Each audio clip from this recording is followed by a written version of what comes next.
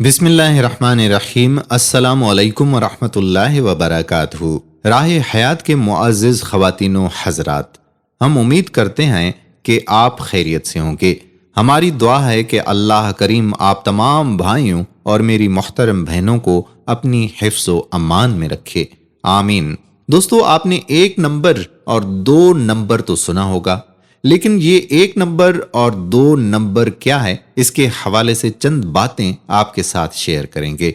इससे पहले कि बात का आगाज करें, आपसे गुजारिश कि वीडियो को लाइक करें, चैनल को सब्सक्राइब करके बेल आइकॉन को प्रेस कर लें। दोस्तों, मैं शादी की एक दावत में बैठा हुआ था। खाना शुरू हो चुका था। मेरे बराबर वाली मेज पर एक नौजवान बार बार कह रहा था, अस्तगफिरुल्लाह अस्तगफिरुल्लाह, कितना खाना जाया हो रहा है। और उसके साथ बैठे हुए दूसरे नौजवान हंस रहे थे, लेकिन वो खुद संजीदा था। वो बार बार दूसरे नौजवानों को भी टोक रहा था, ये कैसे खा रहे हो, खाना नीचे गिर रहा है। मैंने अपने साथ होने शख्स को, जो उसे देखकर मुस्कुरा रहा था, पूछा, कौन है ये? उसने बताया, ये दूल्हा के चच्चा का बेटा है, अमेरिका से आया हुआ है। वो नौजवान अमेरिका में पैदा हुआ, वहीं पला बढ़ा और वहीं तालीम हासिल की और जेनेटिक साइंस की तालीम हासिल कर रहा था। इसी तरह मेरे एक रिश्तेदार की बेटी, जो अमेरिका के एक बड़े शहर में पैदा हुई और काफी अरसे के बाद अपने वालिद के साथ पाकिस्तान आई थी। इससे पहले जब आई थी तो काफी छोटी उम्र की थी, अब 18 साल की थी और एक अजीज के घर में दावत में आई हुई थी। मेरी बीवी ने बताया कि जब कोई चच्चाजाद या मामूजाद उसके बराबर आकर बैठता तो वो उठकर कहीं और बैठ जाती थी। फिर बाद में सुना कि अमेरिका की यूनिवर्सिटी में तालीम के बाद उसने शरई पर्दा करना शुरू कर दिया है और शादी उसने एक बारिश नौजवान से की। ये उसकी शर्त थी कि लड़का दाढ़ी वाला ही हो। एक अमेरिकी नौजवान गोरा तबलीगी जमायत के साथ पाकिस्तान में किसी जगह दौरे पर थे। एक दिन असर के नमाज से पहले सोकर उठा तो उसे अपनी मुसवाक नहीं मिल रही थी। उसे वुजू करना था। वो सबसे मुसवाक के लिए पूछता रहा। इत्तेफाकन किसी के पास भी मुसवाक नहीं थी। फिर किसी ने उसे कहा कि मुसवाक जरूरी नहीं, वुजू मुसवाक के बगैर भी हो सकती है। उसने पलटकर जवाब दिया कि आप इत्तेफाकिया मुसलमान हो, जबकि मैंने इस्लाम का खुद इंतखाब किया है। इसके बाद लोगों को दौड़ाया गया कि भाई मुसवाक कहीं से भी ले आओ, चाहे किसी दरख्त पर चढ़ना ही क्यों ना पड़े। एक और साहब हैं अमेरिका के, नाम यूसुफ स्टीस। ये पहले चर्च के ईसाइयत के मुबल्लिग थे और उनके वालिद भी दोनों मुसलमान हो गए और ये क्या पुरजोश इस्लाम के मुबल्लिग हैं। कुछ दिनों पहले उनकी एक पुरानी वीडियो क्लिप देखी जिसमें किसी इज्तिमा में कह रहे थे कि मुस्लिम ममालिक में क्या हो रहा है, कहाँ है इस्लाम की बुनियादी बातें।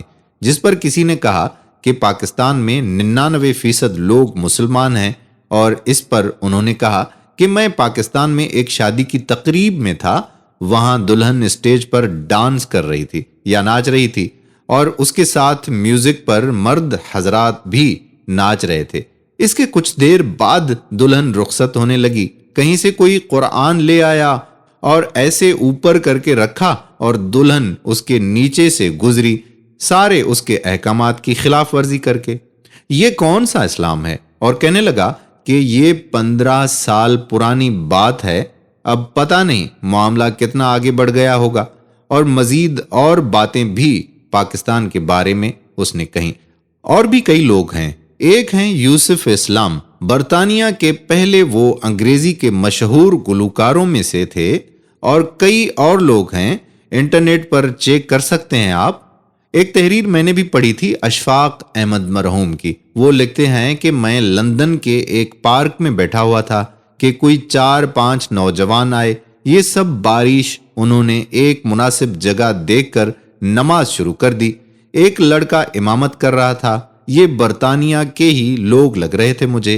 इतने में कुछ अंग्रेजी लड़कियां गुजरते हुए उन्हें देखकर रुक गईं और उन्हें दिलचस्पी से देखने लगीं कि ये क्या कर रहे हैं। शायद कोई योगा वगैरह समझ रही थीं।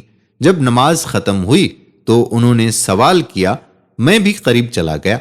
जो लड़का इमामत कर रहा था اس نے کچھ تفصیل سے انہیں سمجھایا۔ جس لڑکی نے ان سے سوال کیا تھا اس نے تھینک یو کہہ کر اپنا ہاتھ بڑھایا ہاتھ ملانے کے لیے۔ لڑکے نے معذرت کر دی، کہا کہ اس ہاتھ پر صرف میری بیوی کا حق ہے۔ یہ سن کر وہ لڑکی ایک دم زمین پر بیٹھ گئی اور رونا شروع کر دیا اور کہا کہ کاش میرا شوہر بھی آپ جیسا ہوتا۔ اس سے پہلے کہ میں آخری واقعہ آپ کی خدمت میں پیش کروں، 1 نمبر اور 2 نمبر کی وضاحت کر دوں۔ کراچی میں 1 نمبر کا مطلب اصلی مال اور 2 نمبر کا مطلب نقلی مال یا لوگ سمجھا جاتا ہے۔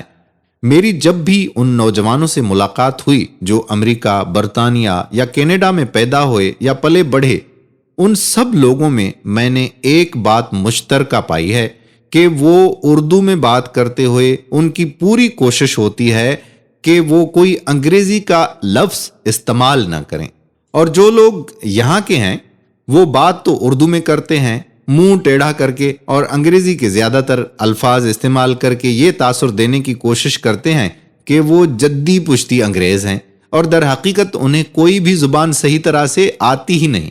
زبان سے نفرت نہیں، جتنی زیادہ زبانیں آپ کو آتی ہیں نا اتنی ہی اچھی بات ہے، لیکن دماغ کی خرابی بہت بری بات ہے۔ اب ہم آخری واقعہ آپ کی خدمت میں پیش کرتے ہیں۔ میرے ایک بہت ہی قریبی دوست ہیں، ان کا بیٹا تعلیم کے لیے امریکہ گیا، تعلیم مکمل کر کے اس نے وہیں ملازمت کر لی۔ اس کے پاس امریکن پاسپورٹ پہلے سے موجود تھا، اس لیے اسے ملازمت حاصل کرنے میں کوئی بھی دشواری پیش ہی نہیں آئی۔ دوران ملازمت اسے ایک ساتھ کام کرنے والی لڑکی پسند آ گئی۔ والدین سے بات کی، لیکن پہلے تو والدین تیار نہیں تھے۔ اس نے کہا وہ میری خاطر اسلام سیکھنے کے لیے میرے ساتھ اسلامک سینٹر جاتی ہے اور دل سے اسلام قبول کرنے کو تیار ہے۔ خیر، آخر والدین مان گئے اور وہاں جا کر اس کا نکاح کرا دیا۔ کچھ عرصے کے بعد وہ دونوں پاکستان آئے۔ ایئرپورٹ سے نکلی تو پوری چادر میں لپٹی ہوئی تھی، اور ایک دن مجھ سے ملوانے بھی وہ گھر پر لے کر آیا، کیونکہ وہ میرے پاس پڑھتا رہا تھا اور میرے بیٹے کی عمر کا تھا تو ہم اسے اپنا بیٹا ہی سمجھتے تھے۔ وہ لڑکی اس قدر خوش اخلاق اور اتنی انکساری تھی، اس میں نہ کوئی فخر، نہ کوئی نخرے، نہ کوئی بناوٹ تھی۔ کھانے کے بعد برتن اٹھانے لگی اور میری بیوی کو کہنے لگی کہ آپ کو برتن دھونے میں مدد کروں۔ میری بیوی نے کہا کہ صبح برتن دھونے والی آئے گی تو ضرورت نہیں، وہ یونیورسٹی کی ڈگری ہولڈر تھی۔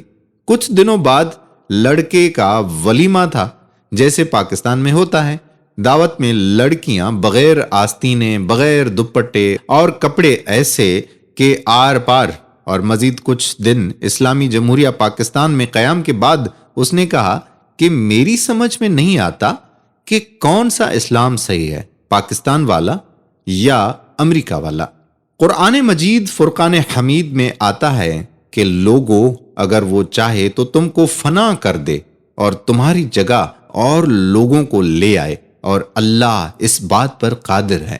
دوستو، ہمیں چاہیے کہ ہم اپنی اصلاح کریں کہ ہم کس طرف جا رہے ہیں، ہم کیا کر رہے ہیں، اپنی بہن بیٹیوں کو کس طرح کے کپڑے پہنا رہے ہیں، کس طرح کا پردہ کروا رہے ہیں۔ اس بات پر سوچئے گا ضرور، اور ہم 1 نمبر ہیں یا 2 نمبر ہیں، آپ اپنا تجزیہ خود کیجئے۔